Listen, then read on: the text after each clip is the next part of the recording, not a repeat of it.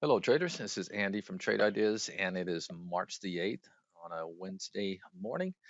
And let's take a look at some possible swing trades for the day. First of all, the SPYs here. It's really a difficult swing trading environment right now. Really no direction, a lot of back and forth slop.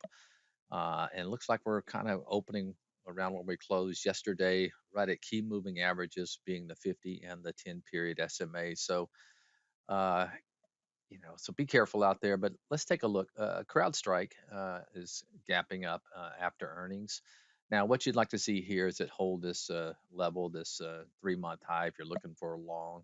So, uh, what I'd like to see is maybe the first 30 minutes hold that level. It could just take off. You know how these crazy things trade. But anyway, one to keep an eye on, kind of a beaten up tech stock. Looked like the earnings were decent. So maybe keep an eye on a CrowdStrike because it might want to fill this gap over here if it can hold that level.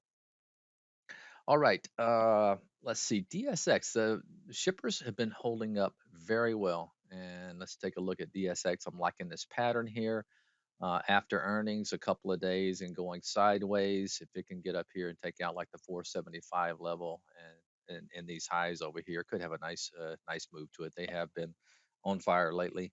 DHT, another one had a rejection wick yesterday at the 10 period moving average, bounced up.